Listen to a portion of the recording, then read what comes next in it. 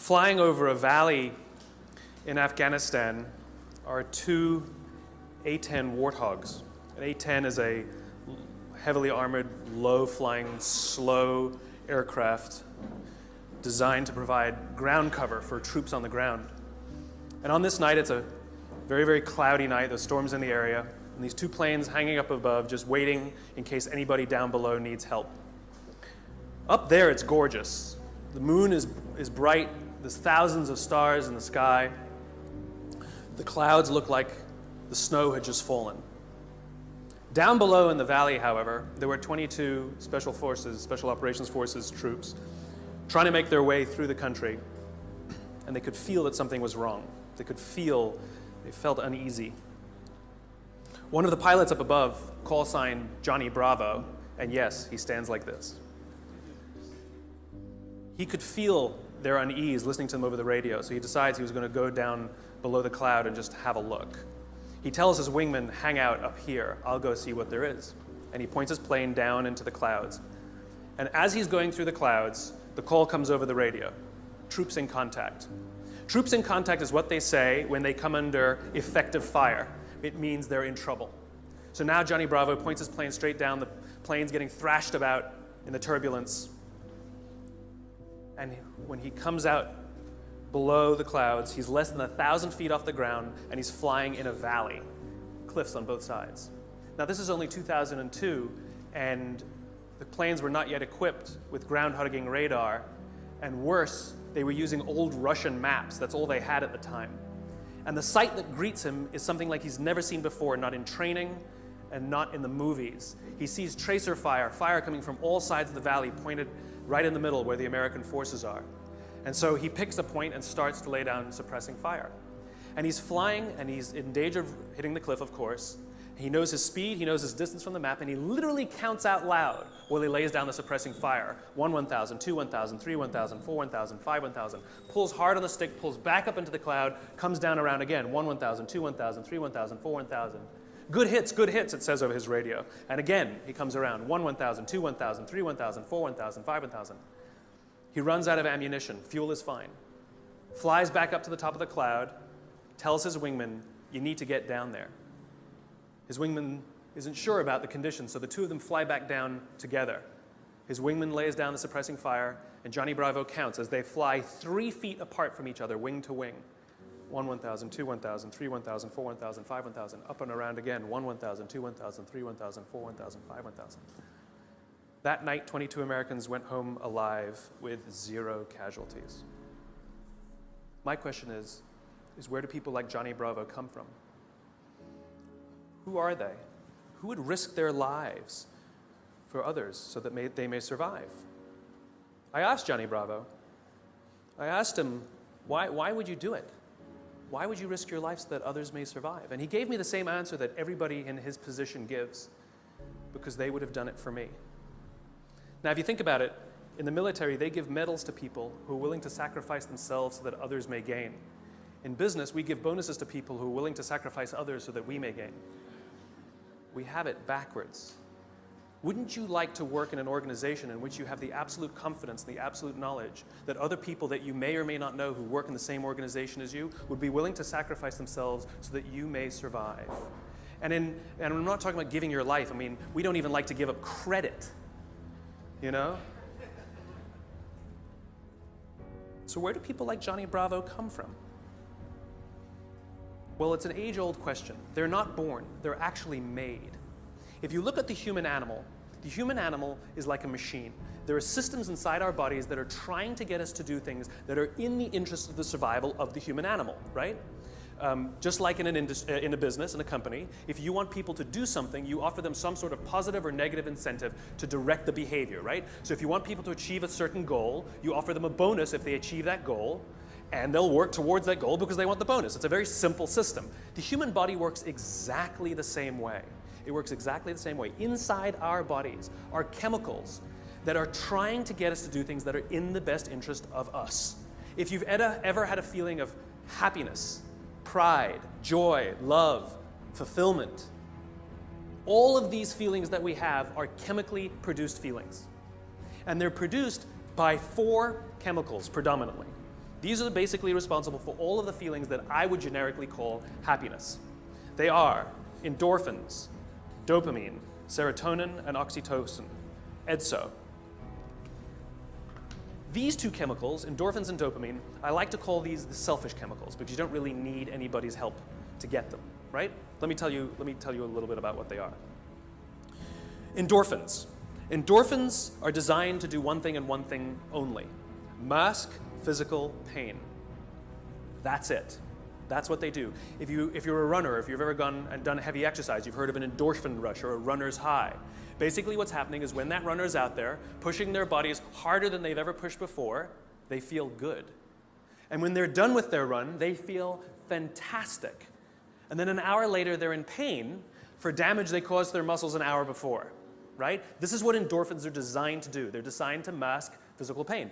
The caveman reason for this stuff, because this stuff is all from 50,000 years ago, understand, Homo sapien existed at the same time as other hominid species, and yet we survived and they didn't. What is it about this species that's so good at survival and thriving? Look at the world we've built.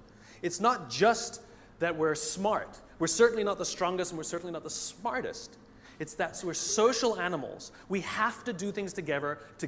We have to look after each other, and we have to work together to ensure that we survive, that we do well. This is how we're designed, right? These chemicals are trying to make that happen. So in these caveman times, 50,000 years ago, Paleolithic era, we had to eat. We're not the strongest, we're not the fastest. But there's one thing that the human animal is made for: endurance. We could track an animal for hours and hours and hours and miles and miles and miles. And if we were tired, we'd keep going. And if we got injured or we had to bring the food back to the cave, we'd continue to do it. And it was so good, it felt so good, that maybe we'd even volunteer to go hunting the next day, just like we get addicted to exercise, right? Oh my God, it was so much fun yesterday. I will totally go hunting tomorrow, right? Good system for the survival of the group. Good system. By the way, the reason laughing feels good is because of endorphins. You're actually convulsing your internal organs, and endorphins are masking the physical pain. I'm sure everybody here has laughed so much that the endorphins eventually run out and you go, stop, stop, it hurts. Endorphins, they feel good. Dopamine. Dopamine is the feeling that you found something you're looking for, or that you accomplished something you set out to accomplish. So you know that feeling you get when you cross something off your to-do list? That's dopamine. Feels awesome. You know when you have a goal to hit and you achieve that goal, you're like, yes! You feel like you've won something, right? That's dopamine. The whole purpose of dopamine is to make sure that we get stuff done, right? The historical reason for dopamine, we would never eat if we only waited until we got hungry, because there's no guarantee that we would find food. So dopamine exists to help us go looking for food. We get dopamine when we eat, which is one of the reasons we like eating. And so when you see something that reminds you of something that feels good, we want to do the behavior that helps us get that feeling, right? So let's say you're out there going for a walk and you see an apple tree in the distance. You get a small hit of dopamine. And then what it does is it focuses us on our goals. And now we start walking towards the apple tree. And as the apple tree starts to get a little bigger, we feel like we're making progress. You get another little shot of dopamine and another little shot of dopamine until you get to the tree and you're like, yes! Okay? This is why we're told you must write down your goals. Your goals must be tangible. There's a biological reason for that. We're very, very visually oriented animals. You have to be able to see the goal for it to biologically stay focused, right? If you don't write down your goals, if you can't see your goals, it's very hard to get motivated, to get inspired. For example, think about corporate visions, right? A corporate vision has to be something we can see, right? That's why it's called a vision. You can see it, right? To be the biggest, most respected, to be the fastest growing are not visions. They're nothing, right? What does that even look like? Respected by whom? Your mother? Yourself? Your friends? Your shareholders? Who knows? What's the metric? Dunno. It's amorphous, doesn't motivate us. Just like I can't tell you, you will get a bonus if you achieve more. You're going to ask me, how much more? I'm going to say, more. Doesn't work. You need a tangible goal. You need a tangible goal, right? Here's a great vision. Martin Luther King, I have a dream that one day little black children and little white children will play on the playground together and hold hands together. We can imagine that. We can set our sights on that. And every time we achieve a goal and achieve a metric and achieve a milestone that makes us feel like we're making progress to the vision we can see, we keep going and going and going until we achieve something remarkable. You have to be able to see it. Dopamine. Like I said, dopamine is the feeling you get when you set out to find something you're looking for as well. I talked about the to-do list. I came home from a trip just a couple days ago, and I had a bunch of errands to run, and I wrote down a little list of things I had to do, and off I went, right? And as I was walking past, I think it was the dry cleaners, I don't remember. I was walking past something, I remembered, oh, I have to do that, and I hadn't written down on my to-do list. So I went in and finished what I needed to do, and then when I came out, I then wrote it on my to-do list and then crossed it out. Because I wanted the dopamine. Feels good. Dopamine comes with a warning. Dopamine is highly, highly, highly addictive. Here are some other things that release dopamine. Alcohol, nicotine, gambling, your cell phone. Oh, you think I'm joking? Okay, we've all been told that, if you wake up in the morning and you crave a drink, you might be an alcoholic.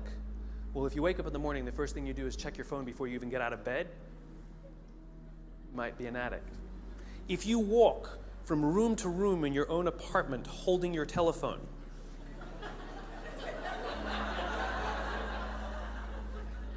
you might be an addict.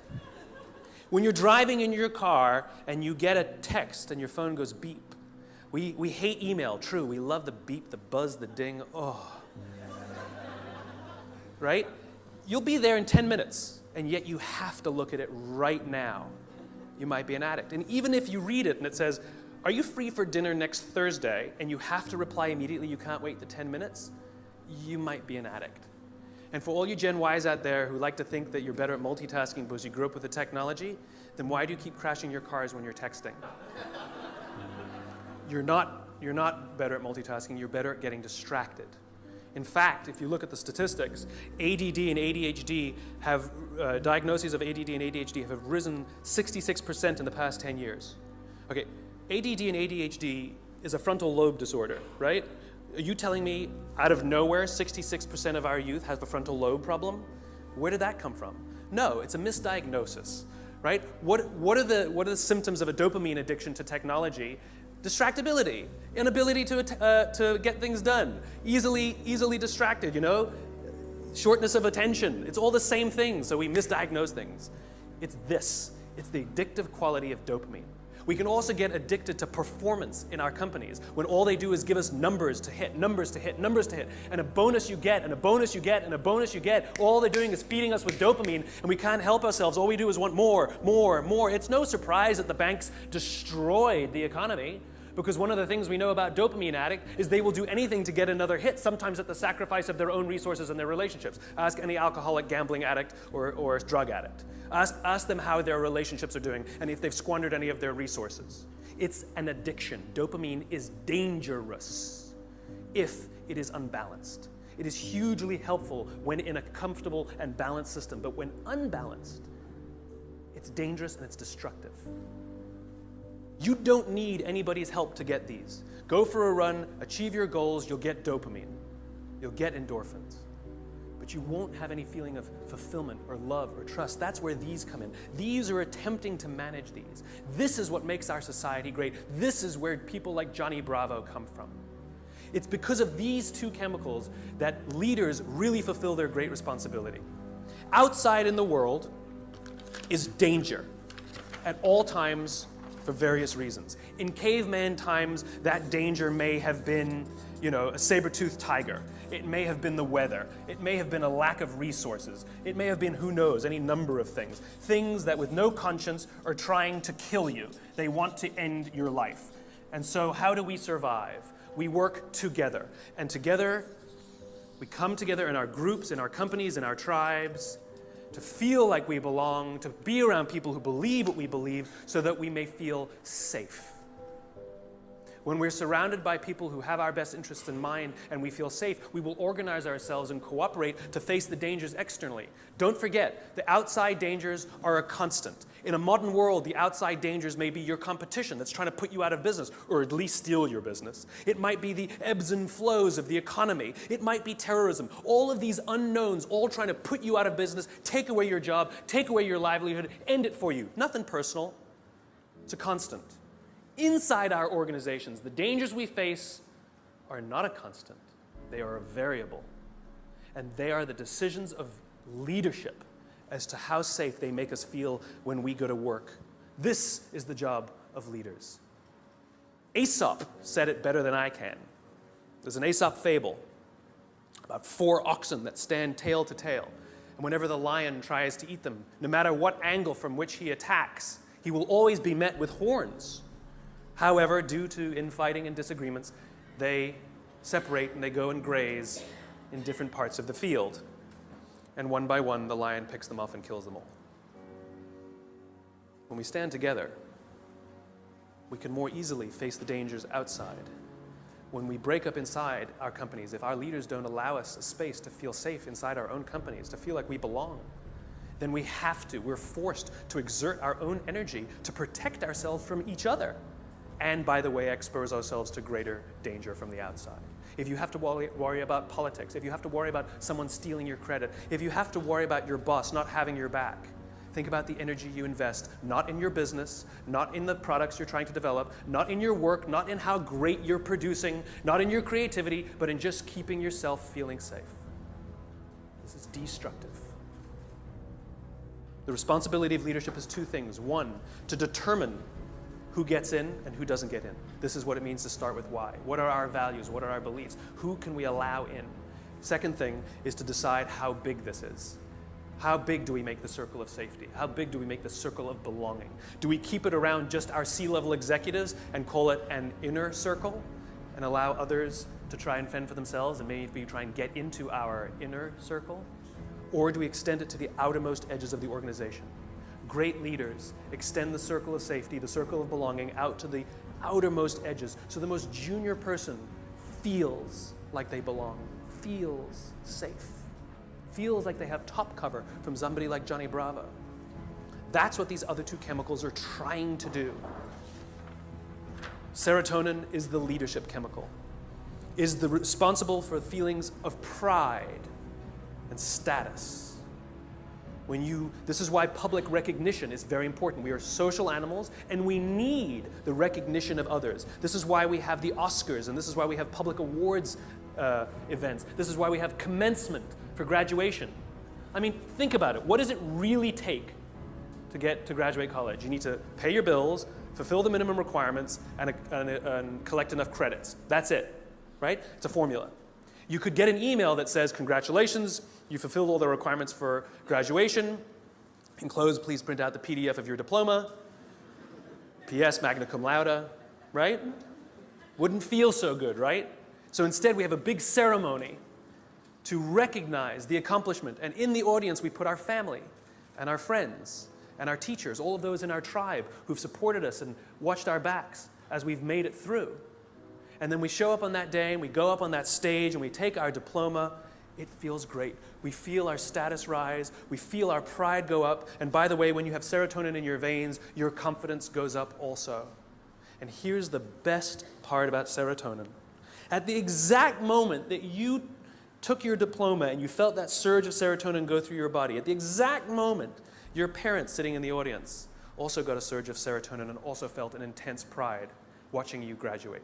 And this is what serotonin is trying to do. It is trying to reinforce the relationship between parent and child, boss and employee, coach and player, the caregiver and the one who is grateful for the support they are given. And think about it. Think of the speeches that we give. If you give an award to somebody, what do they say? I couldn't have done it. I thank God. I thank my parents. I thank my coach. We thank the person who we believe was looking out for us. We could not have done this without them, we say. And they look at us and they say, so proud of you. And we work to make them proud. Great teams don't want to win the trophy. Great teams want to win one for the coach. They want to make the coach proud. We want to make our parents proud.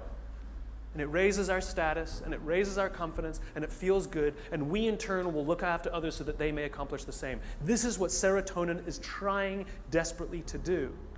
The problem is you can trick serotonin. We live in a materialist society, so we judge status very often in our country based on how much money you make, right? So any conspicuous display of wealth raises your status. This is why they put the logos on the outside. No good on the inside, nobody can see them. We want the red line of our Prada glasses. How good, you own a pair of designer shoes, how good does it feel to put on your Gucci shoes? Oh my God, it feels so good. You walk out and you feel $1 million. You can actually feel your confidence rise when you put on the stuff, right? Because it's showing this display of status. It feels great. The problem is there was no real relationship that was reinforced because of it. You tricked the system. That's why we keep trying to accomplish things and accumulate more and more material goods, and yet we never feel successful because there was no relationship. We tricked it. We gamed it. Serotonin is the leadership chemical. The reason I call it the leadership chemical is a historical reason, a very simple historical reason. We had a very practical problem as our animal was developing, as the Homo sapien was developing. We lived in communities of about 100 and 150 people. And there's a very practical issue, which is if we're hungry and somebody brings back food and drop a carcass on the floor, we're all going to rush in to eat. And if you're lucky enough to be built like a linebacker, you will elbow your way to the front. And if you're the artistic one of the family, you get the elbow in the face. Not a good system to keep the whole tribe alive, and definitely not a good system for cooperation. Because remember, the value of group living means that if I trust you and you trust me, I can fall asleep at night and trust that you will alert me to danger. If I don't trust you, I can't go to sleep at night. It's the same in our companies. If we trust each other, we will turn our backs, we will take risks, we will innovate, we will do things that will change the course of our world. If I don't trust you, I can't do that. I can't do that. There's value in group living and group working. And so if you got an elbow in the face that afternoon, odds are very high that you're not going to wake the guy who punched you if danger's there. You're just not going to do it. Bad system. And so we evolved into hierarchical animals. We're constantly assessing and judging each other, constantly arranging ourselves. Who's the alpha? Who's the dominant? Who's the one who sort of is the more dominant personality or dominant talent in the room? In caveman times, it might have been physical muscle. In a creative industry, it might be talent. In the military, it might be courage. There's no standard by which we judge alphas. It's relative to the industries we're in. And it's relative to us as well. If you've ever met someone and you were nervous while you were meeting them, you're not the alpha. We've all had the experience where we're meeting somebody and we can sense that they're nervous meeting us. You're the alpha. I'll tell you a little aside that's kind of funny. You know when women all live together, their menstrual cycles align, right? Assuming they're not on the pill, then it doesn't work, right? But if they're not on the pill, all the menstrual cycles go together on the same schedule. It's not arbitrary. They always align with the alpha female's schedule. And the reason is because when a woman is in her menstrual cycle, she can't bear children. And so in evolutionary terms, you want the alpha male and the alpha female to do it so you can have alpha children, right? Nice, strong, strapping kids are going to survive. But if she's off the market, that produces competition. So Mother Nature has created a very clever way that when she's off the market, everyone's off the market.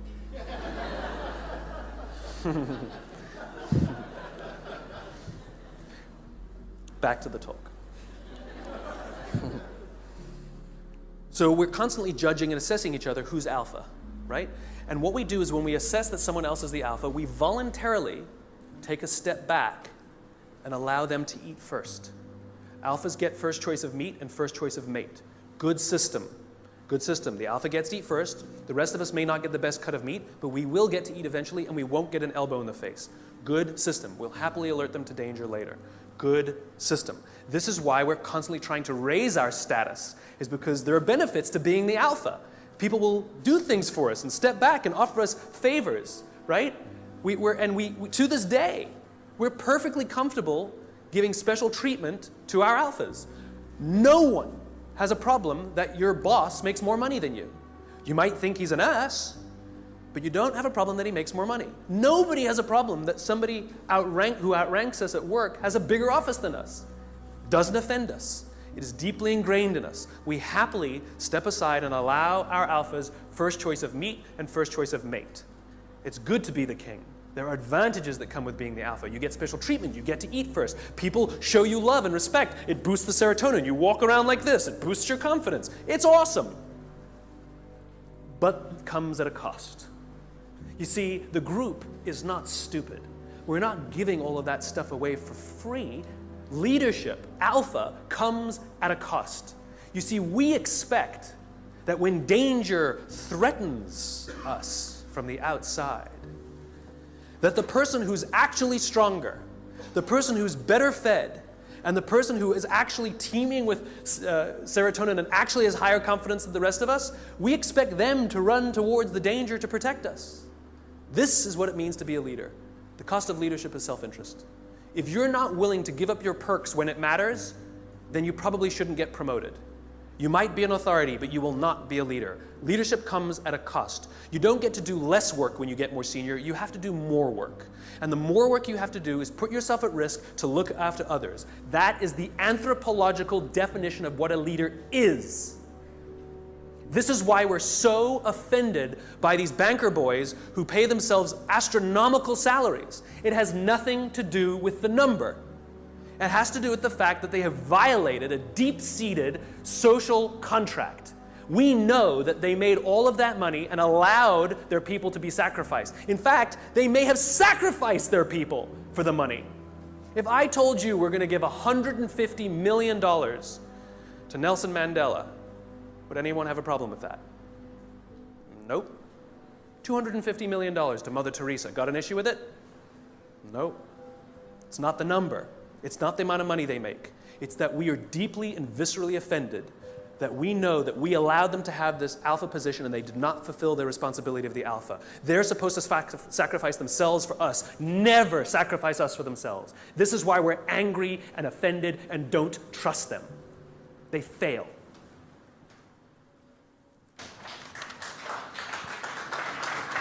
Oh, there's more. Oxytocin. This is the best chemical of all. Oxytocin is the feeling of love and trust and friendship. It's all the warm and fuzzies. It's all the unicorns and rainbows. It's the reason we like to spend time with our friends even if we don't do anything with them. We just sit and watch TV. We love their company. I promise you, nearly every single person sitting in this room today chose the person they're sitting next to. You're not sitting next to a stranger. You're sitting next to somebody you met, came with, or kind of know a little bit. Why? Because it makes you feel safer, doesn't it? If you got up and went and sat next to strangers, it wouldn't feel so good. That's the feeling of oxytocin. Oxytocin is that intense feeling of safety that someone's got your back. There are multiple ways you can get oxytocin. One way to get it is physical contact.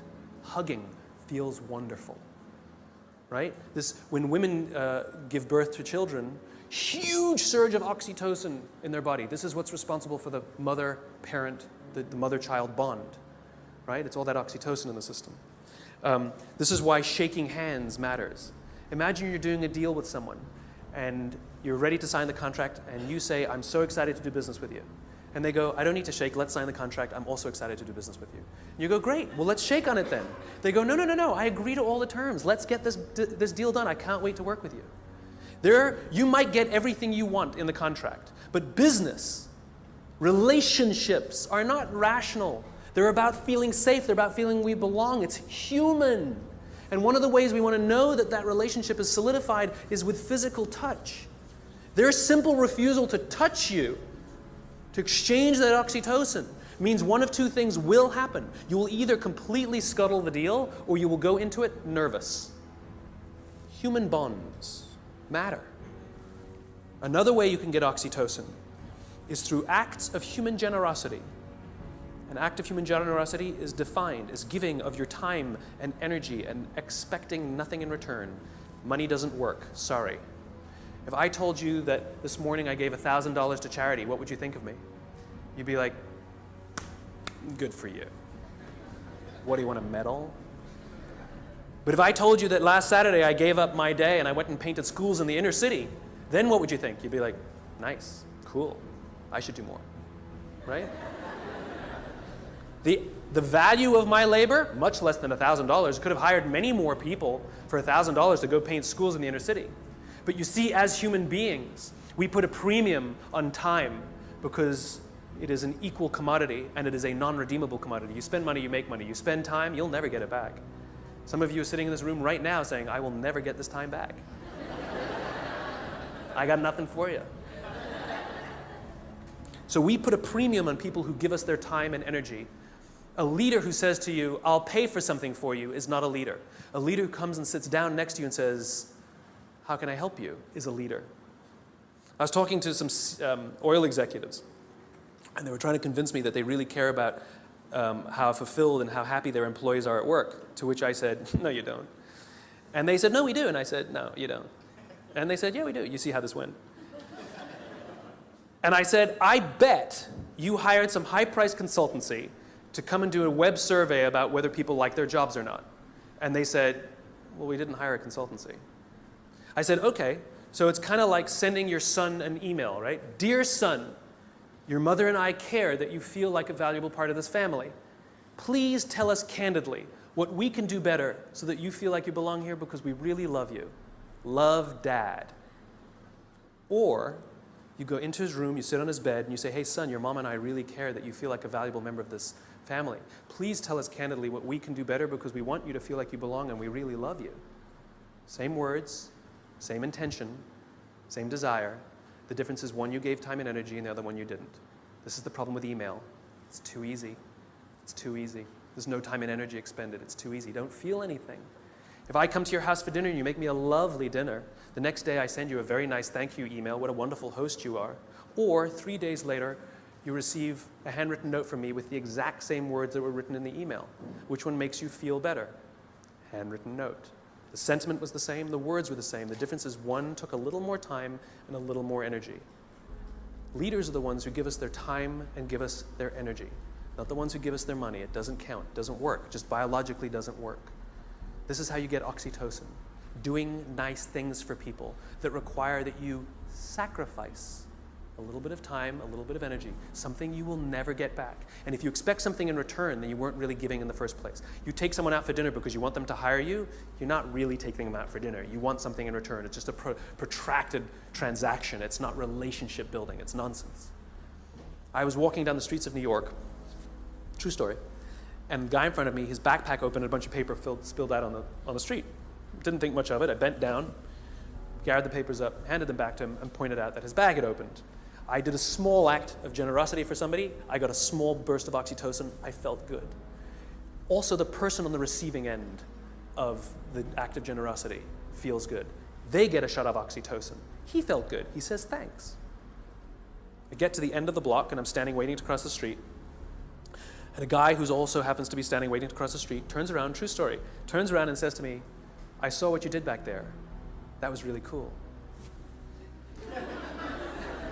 As it turns out, witnessing acts of human generosity release oxytocin. Remember, our bodies are trying to get us to repeat behaviors that are in our best interest, and it's making us feel good when we see or do acts of human generosity so that we will do them. In fact, the more oxytocin you have in your body, the more generous you actually become. In other words, the more you do, the more you want to do. It gets better than that. Lots of oxytocin in your body inhibits addiction. It makes it very difficult to get addicted to something when you have lots of oxytocin in your body. It actually inhibits addiction. It boosts your immune system. It makes you healthier. That's why happy people live longer. It's why couples live longer. Oxytocin, it actually is good for us. It increases our ability to solve problems. It increases our creativity. It's really good for us, and it's not addictive. It just feels great. It takes time to build up, though. You know, if I went on a date with a girl the other day. It was a first date. We totally got along great. We're going to get married. Why are you laughing? That's my social life. The reason you laugh is because you inherently know that I cannot form a bond of trust strong enough to get married in 7 days. You know that. Why don't you go on a couple more dates? Right? Inherently, you know that. right? But if I told you that I've been dating somebody for 7 years and we're not married yet, what do you say? What's wrong? In other words, we know that that bond of trust takes more than 7 days and less than 7 years. Don't know how long it takes, though. So when you start a new job and you're really excited to work there and they're really excited to have you, don't quite feel like you belong. You don't quite feel like you're trusted yet, right? Even though you were really excited and they're really excited, it takes time. And you have to do little acts of generosity and make little sacrifices, do little things for people. Not big risks, small risks. It's like dating. You know, you don't start by buying them a diamond. You start by taking them for lunch, buying them a drink, you know? Little bits. Then they take you out, or you take them out again. You do something a little bigger. Then you do that in a movie. Then they come over, and then you buy them flowers, and then you say, I love you. And one day you wake up in the morning, it's like you press this belief button. You just, I'm in love. I don't know when it happened. It just clicks, and you feel like you belong. Same thing at work. Same thing at work. It just clicks, and you feel like you belong because you got enough oxytocin built up in your system. We don't allow this to happen. We're too busy sending emails. We're too busy sending emails. The next time you want to tell somebody something, email is fantastic for the exchange of information, right? It's fantastic. Here's the report you wanted. The meeting's at 4 o'clock. Fantastic. What did you think of my idea? Do not reply on an email. That's an emotional question. Email is a rational tool. You get up from your desk. You walk the 30 feet. And you say, wanted to tell you what I thought of your idea. And I promise you, not only will that information be better received, but you will start to create relationship because oxytocin starts to get released. If you can't get up and walk 30 feet, pick up the telephone. I've done it. It's an amazing thing. You pick up the phone and you go, hey. They're like, hey, what's the matter? They're like, no, I'm just replying to your email. Wanted to tell you what I thought. What? And people who tell me, but I need a paper trail, have the conversation, hang up and say, just to confirm what we talked about, boom, there's your paper trail. The reason we get so many emails is because we reply to them all. And 12 emails are sent, and then somebody misunderstands something, and somebody gets angry, and then you have to pick up the phone and deal with it anyway. Do it at the beginning. Quicker, easier, better. Biology. Give your time and give your energy. And this is why leadership is really difficult, because you can't give it to everyone because you don't have enough to give to everyone. You just can't. You have to make sure that you can trust others to trust others to trust others to trust others. And this is what happens in this circle of belonging, in the circle of safety. This is what effective bureaucracy is, which is as the CEO, as the leader, or whatever your job is, you have one responsibility and one responsibility only, which is to make sure the people you know that you have physical contact with, you know their names, are confident and feel looked after, and encourage them to do the same for the ones who work beneath them, who work beneath them, who work beneath them. And when this group of people really feel safe, then they will invite in the customer to also feel safe. They will talk to these people as if they are human. I actually flew on an airline recently, and I was appalled at how I was treated. It was disgusting. It was like cattle, right? And I said something. I said, why do you treat people like cattle? And she literally said to me, I'm sorry, sir, I have to do it or I'll lose my job. What did she tell me? My organization that I work for doesn't make me feel safe. I don't feel like I belong. So I'm going to treat you like dirt to protect myself. As opposed to somebody who feels safe and says, sir, I will do everything in my power to make sure that you feel happy and good because I'm not worried. That's called a highly effective organization. There's one more chemical I haven't told you about. The big C. Cortisol. Cortisol is the feeling of stress and the feeling of anxiety. We share these chemicals with all the social mammals. And so when you see a herd of gazelle, you've all seen the documentary on Discovery or whatever, right? You see a herd of gazelle grazing, and one of them thinks they hear a rustle in the grass, and they go, head, right? That's what cortisol does. Cortisol is designed to keep us alive. It is the first stage of fight or flight. It makes us paranoid. It makes all of our senses hyper-attuned to look for danger. It injects glucose into our muscles to make us stiff and ready to go in case we need to fight or flight. It increases our heart rate like crazy, right? And it makes us start looking. It makes us paranoid to find the danger. And the cool thing about cortisol when you work in a social environment is if other people sense that you're nervous, they get nervous. So all the other gazelle go, they didn't hear anything. They just saw Steve over there get really freaked out. And so they got all freaked out. And now they all start looking for the danger. Good system. And one of them, who didn't even hear the initial rustle in the grass, sees the lion, runs, they all run, they all live another day. Good system. So that when we go to work and somebody says, I think there's going to be layoffs, all of us are like, what do you mean? Wait, there's going to be, we're all paranoid now. We're all freaked. I shouldn't have talked in that meeting. We start to get crazy. We start to get paranoid. Our hearts start to race. That's what cortisol does. It's trying to keep us alive. You wake up in the middle of the night, you hear a bump in the middle of the night. What's the first thing you do? You wake the person next to you. And then what do? They go, and if there's nothing there, you go and trust your eyes, right? You go looking for it. We're visual animals, right? If there's nothing there, you go like this. Cortisol leaves our body, and we relax, and our heart rate goes back down. Cortisol, to get all of that extra energy, to make us paranoid, to make us self-interested, it needs to shut down non-essential systems, because it has to get it from somewhere, right? So it shuts off things like growth. You don't need your fingernails to grow at that moment. It shuts it off. The other thing it shuts off is our immune system. Don't need it in that moment. The problem is you're not supposed to have cortisol in your system all the time. You're supposed to have it in and then gone. And when we go to work in a place that doesn't make us feel like we belong, that doesn't make us feel safe when we're at work, guess what? We got little bits of cortisol dripping in our body. Drip, drip, drip, drip. Makes us paranoid. Drip. I know my boss hates me. I know he hates me. He hates all my ideas. I know it. Drip, drip. It makes us self-interested. One of the things cortisol does, it inhibits the release of oxytocin. Biologically, if you work in a high-stress environment where you don't feel safe, you are biologically less empathetic and less generous. We don't care about each other because we're too busy trying to protect ourselves. Drip, drip, drip. Our immune systems are now compromised. Drip, drip, drip. We live in a country with some of the best medical education in the world, some of the best medical systems in the world, some of the best doctors in the world, some of the best hospitals in the world, some of the best medicines in the world. Please explain to me why diabetes is on the rise, heart disease is on the rise, some cancers are on the rise. It ain't partially hydrogenated oils. Our jobs are killing us. And the people who are responsible are the leaders. And we also know that parents who come home stressed out, their kids learn that this is what work is. That work is something that makes you short-tempered and unhappy. And so they expect it as they grow older. Worse, we know that parents who come home upset and angry, it has such a negative impact on their children that there's some studies that show that they might actually become bullies because of their unhappy parents who hate their jobs and have excessive amounts of stress. Our companies are literally killing us. So what are you going to do about it?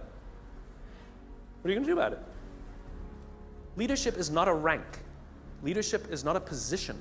Leadership is a decision. Leadership is a choice. It has nothing to do with your position in the organization. If you decide to look after the person to the left of you and look after the person to the right of you, you have become a leader. You've seen the movie 300, right? The Spartans, the greatest fighting force of all time. You want to know one of the things that made the Spartans great? Wasn't their muscles, wasn't their spears. It was their shields. They stood shield to shield, and the phalanx was strong because those shields were big. And they were told when they were young children, you either bring your shield home or you come home on your shield. The punishment for losing your shield was tremendous in battle. Because if you lost your shield, that means you cannot protect the person to the left of you and the person to the right of you, and you have destroyed the phalanx. It's the shield that matters, not the spear. Not the spear. It's your willingness to sacrifice yourself, not your life, maybe your credit, maybe your little time, maybe a little energy, maybe your time, maybe getting up from your desk and talking to somebody for 30 minutes instead of sending a 3-minute email. It's your willingness to sacrifice for someone, to hold that shield up so that they feel safe, that makes you a leader. And you want to know how you beat a dopamine addiction? If you're worried that you're addicted to performance and all those dopamine things, Alcoholics Anonymous has been highly effective for decades, 80-something years. We all know the first step of the 12 steps. We joke about it, right? Admit you have a problem. Do you know the 12th step? Don't say, it's supposed to be anonymous.